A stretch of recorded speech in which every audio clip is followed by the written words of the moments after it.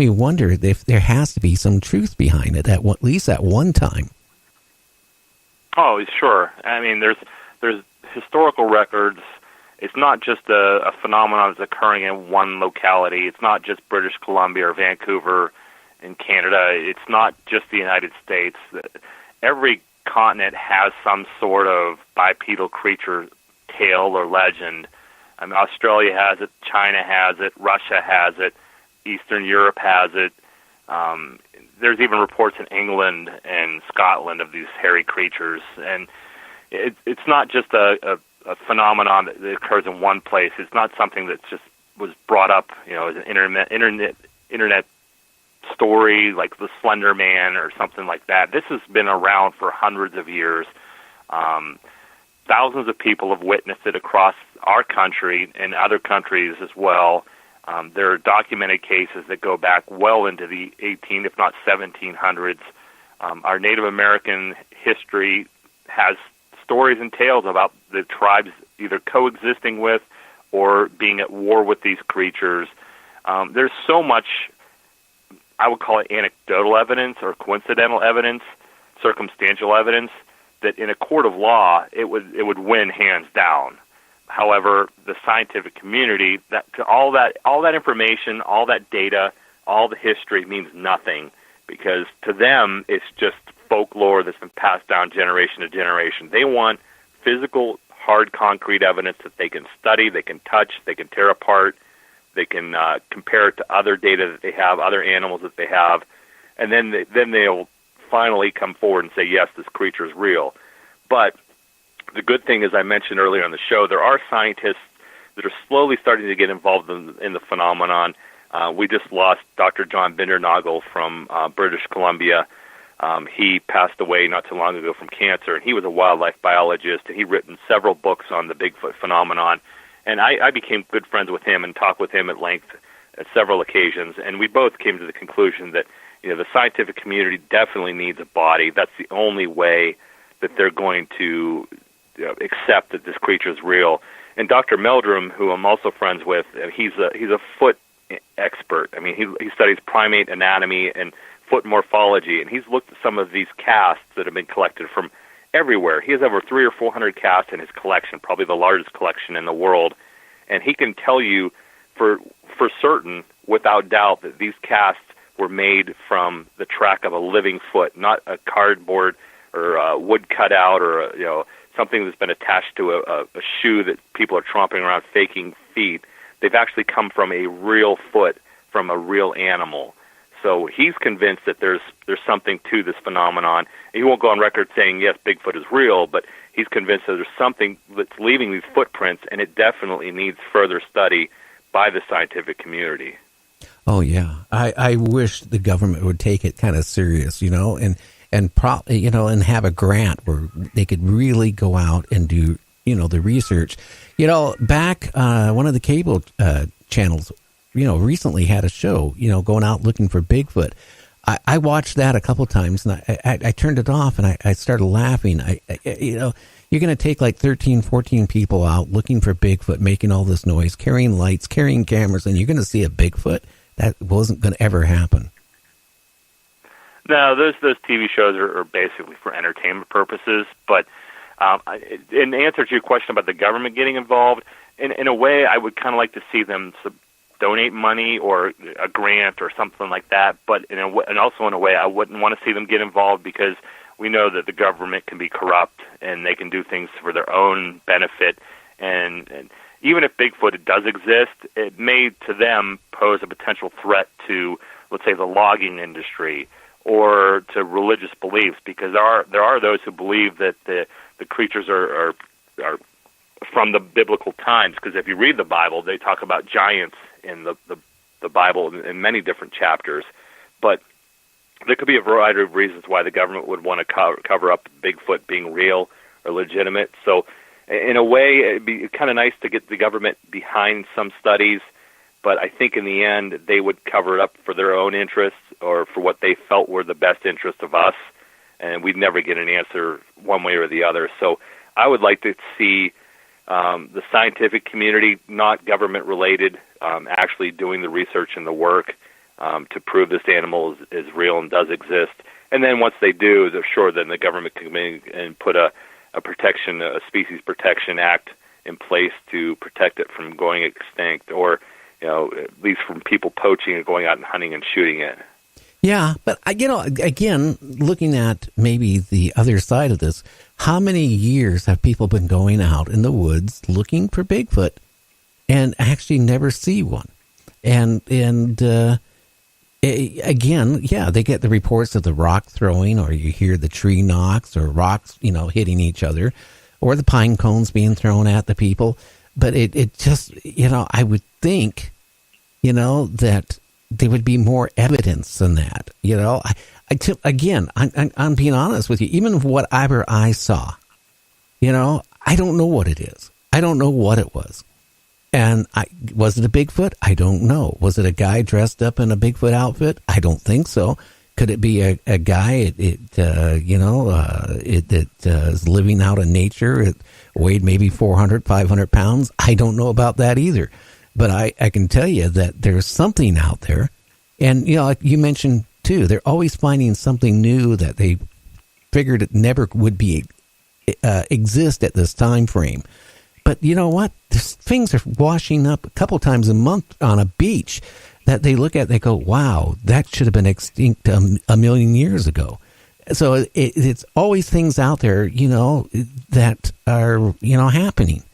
And maybe the government does know Bigfoot exists, but the same way, like the UFO community right now, all of a sudden you have what people are thinking, oh, wow, it's a lot of disclosure. But you got at least the Navy's, admitting, that there might be UFOs, and they're actually taking it serious now when their pilots report, UFOs. So maybe things will slowly start, materializing where, things will start, coming out. Well, I find it fascinating now, especially now in the last 10 years, but Bigfoot is such a hot topic. It's become a main symbol in pop culture status, where there's Bigfoot beef jerky, there's movies, there's TV shows. You can't, coffee there's cups, advertising. You can't swing a dead cat with something coming up Bigfoot related.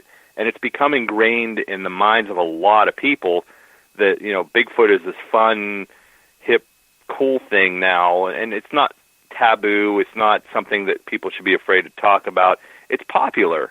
And it's been popular for the last couple of years, much like ghost hunting, much like UFOs and stuff like that. So it's not surprising that the government came forward and even with the UFO phenomenon, they're looking into it now. I don't necessarily think they're acknowledging alien existence as much as they are acknowledging there may be advanced aircraft that other countries have that we're not familiar with. And a UFO is simply unidentified flying object. It doesn't mean necessarily it's an alien craft, but they could be looking at the phenomenon of UFOs as advanced technology the Russians have, or China, or some other major country has that we're not familiar with, that we don't understand yet, and that could be what they're really trying to put out there to the public. We don't really know, but the whole Bigfoot and all the paranormal now is so mainstream and so popular that nothing surprises me anymore. Yeah. When this stuff comes out and I hear about it or read about it,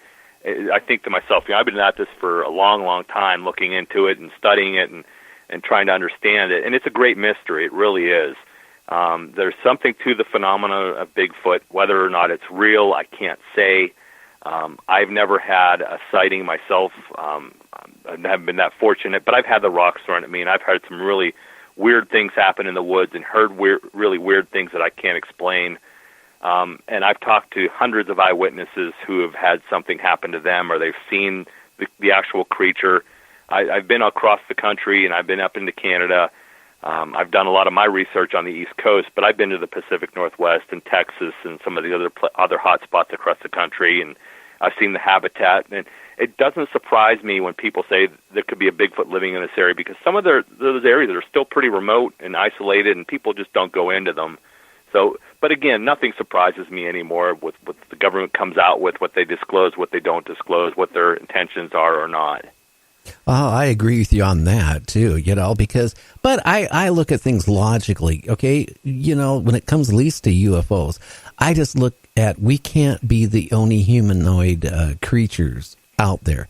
We'd be so naive if we say, hey, our planet's the only one that has life on it. Involved where we are right now. I just can't believe that. Thinking logically, I think there is other, whatever on life on other planets out there. Are they smarter than us, more advanced than us? I don't know. But, all I can say is there's a lot of things going on. And it, what I find, I've been in the paranormal myself since 1976 on my first radio show.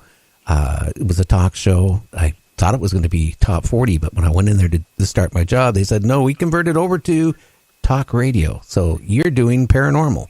I didn't even know what paranormal was back in 1976, but I've heard a lot. And I will say this, Art Bell, if it wasn't for him, I don't think it would be people talking about, ghosts as much as we are. We wouldn't be talking about Bigfoot or UFOs or cryptids. If it wasn't for him, he's the one that started making it, mainstream where people weren't scared to talk about it. Well, I agree. Art Bell was definitely a pioneer, and he really brought those topics, those fringe topics, to the forefront. But there were a lot of folks before him that were doing that as well, and Arthur C. Clarke, for example, he had a show about the UFOs and strange phenomenon. We can't forget In Search of with Leonard Nimoy and his program that ran for several seasons about a variety of different paranormal and UFO topics, Bigfoot topics. There's always been something in the media, but definitely Art Bell was one of the pioneers to really get out there to the mainstream masses, especially on his radio show, Coast to Coast, when he started it, and really getting out the word, and then moving on to Midnight in the Desert, which was the last show he did before he passed. And he's definitely one of the pioneers to really make the paranormal and UFOs and cryptids more acceptable and more welcome to the general public than anyone else, as far as I'm aware of. Oh, yeah, because I remember when I first started doing the paranormal talk shows on various stations, people would ask me, what did you do? And I would say, I worked in a radio station. I was so not ashamed, but I didn't want to tell people what my show was about. Because when you start saying, oh, I do a paranormal talk show back then, and they go, well, what do you talk about? Oh, we talk about, ghosts. We talk about UFOs. We talk about, and people would look at you like you were strange. Yeah, surprisingly, and I've worked very closely with a gentleman by the name of Stan Gordon. He's a 60-year-plus researcher in the field of UFOs and cryptids, and I was very young in the early 1970s, probably about 3 or 4 years old, 73, 74. And during that time, there were huge outbreaks of Bigfoot sightings and UFO sightings across the country. And several areas had ongoing flaps of these sightings. And the media didn't look down on the topic at that time. They reported very factually what was going on and presented the sightings. And it was, some places it was almost a daily occurrence where there were Bigfoot sightings or UFO sightings. And they presented it very matter-of-factly. But as they moved into the late 70s, early 80s, it became almost like a running joke. And I think the reason for that is because there was never any concrete proof presented. And it became more and more of crackpots telling stories and making stuff up and hoaxes. And nobody took it seriously after the mid to late 1970s. It became a running joke. So I can understand where you're coming from, where you were hosting a paranormal show and having people laugh at you and ridicule you and just roll their eyes, because it wasn't something that was mainstream accepted at that time. No, it wasn't. I mean, and I had an encounter myself, like, of a UFO back in I think around 1974 in the desert of New Mexico. Now, did I see a UFO? No, but I saw my whole inside of the car light up like daylight. And I pull off the side of the road. I opened the car door, and it was intense, bright. I was in the military. I served. I know what helicopters sound like. I thought it was a helicopter. Because I was speeding. I think they had a speed limit of like 100 miles an hour or something weird back then. And I figured, okay, I'm going to get busted. And my wife was freaked out because the light was so intense. But I opened the car door, and with a matter of a second or two, poof, it was gone.